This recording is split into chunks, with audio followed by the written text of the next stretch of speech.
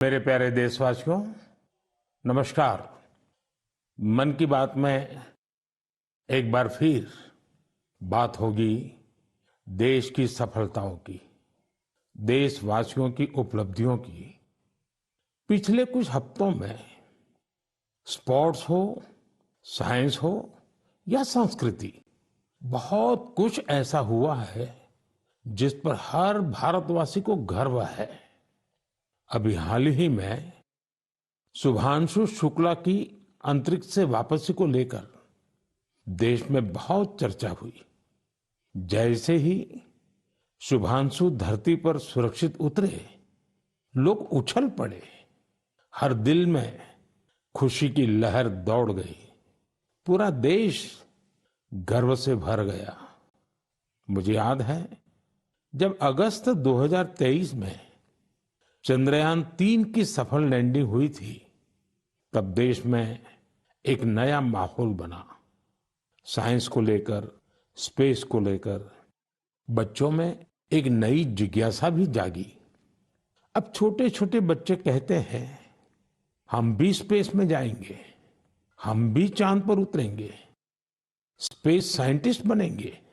साथियों, आपने इंस्पायर मानक अभियान का नाम सुना होगा। यह बच्चों के इनोवेशन को बढ़ावा देने का अभियान है। इसमें हर स्कूल से 5 बच्चे चुने जाते हैं। हर बच्चा एक नया आइडिया लेकर आता है। इससे अब तक लाखों बच्चे जुड़ चुके हैं और चंद्रयान-3 के बाद तो इनकी संख्या दोगुनी हो गई है। देश में स्पेस स्टार्टअप भी तेजी से बढ़ रहे हैं। 5 साल पहले 50 से भी कम स्टार्टअप थे। आज 200 से ज्यादा हो गए हैं, सिर्फ स्पेस सेक्टर में। साथियों, अगले महीने 23 अगस्त को नेशनल स्पेस डे है।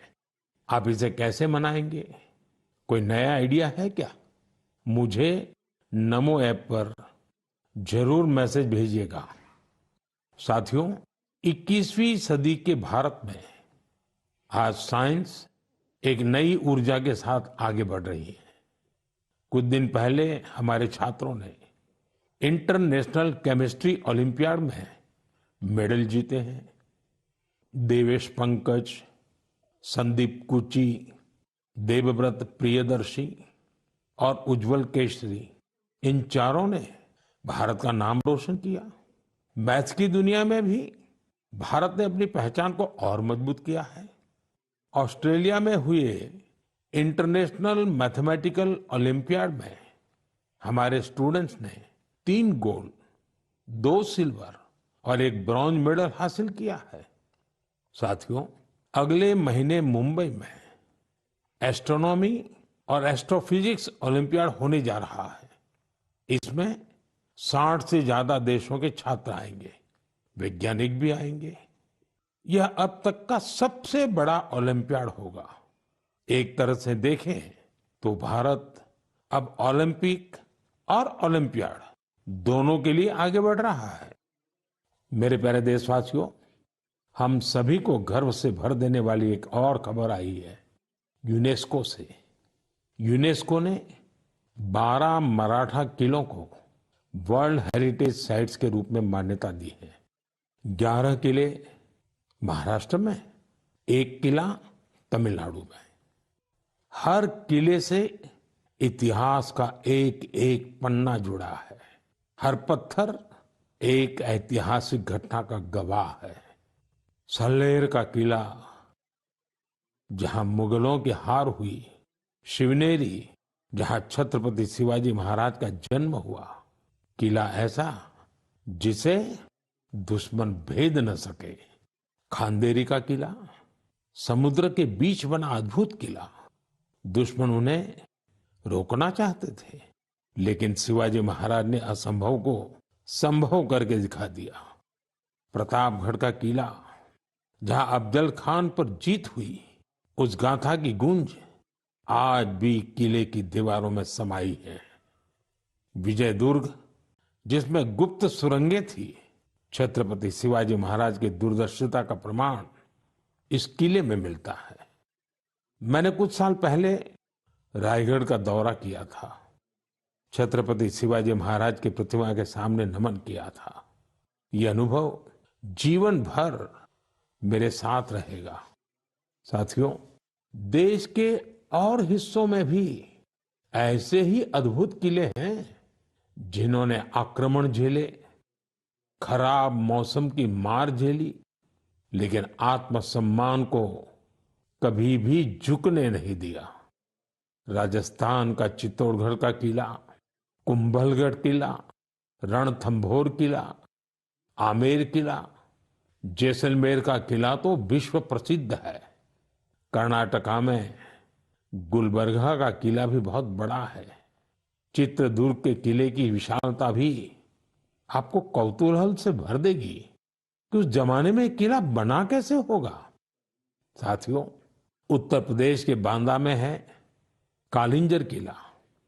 महमूद गजनवी ने कई बार इस किले पर हमला किया और हर बार असफल रहा। बुंदेलखंड में ऐसे कई किले हैं। ग्वालियर, झांसी, दतिया, अजयगढ़, गढ़कुंडार, चंदेरी, ये किले सिर्फ ईंट पत्थर नहीं है, ये हमारी संस्कृति के प्रतीक है। संस्कार और स्वाभिमान आज भी इन किलों की ऊंची ऊंची दीवारों से झांकते हैं। मैं सभी देशवासियों से आग्रह करता हूं, इन किलों की यात्रा करें, अपने इतिहास को जानें, गौरव महसूस करें।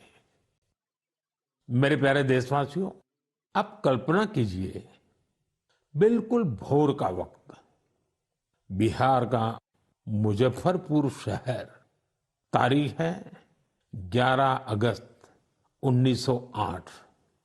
हर गली, हर चौराहा, हर हलचल उस समय जैसे थमी हुई थी। लोगों की आंखों में आंसू थे, लेकिन दिलों में ज्वाला थी। लोगों ने जेल को घेर रखा था, जहां एक 18 साल का युवक अंग्रेजों के खिलाफ अपना देश प्रेम व्यक्त करने की कीमत चुका रहा था। जेल के अंदर अंग्रेज अफसर एक युवा को फांसी देने की तैयारी कर रहे थे। उस युवा के चेहरे पर भय नहीं था, बल्कि गर्व से भरा हुआ था। वो गर्व जो देश के लिए मर मिटने वालों को होता है। वो वीर, वो साहसी युवा थे खुदीराम बोस। सिर्फ 18 साल की उम्र में उन्होंने वो साहस दिखाया जिसने पूरे देश को झकझोर दिया। तब अखबारों ने भी लिखा था, खुदीराम बोस जब फांसी के फंदे की ओर बढ़े तो उनके चेहरे पर मुस्कान थी।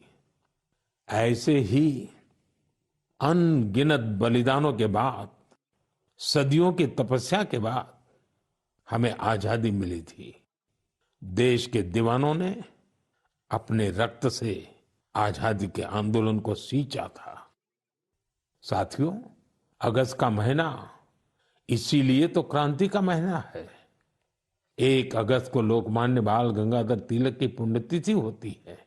इसी महीने 8 अगस्त को गांधी जी के नेतृत्व में भारत छोड़ो आंदोलन की शुरुआत हुई थी। फिर आता है 15 अगस्त, हमारा स्वतंत्रता दिवस।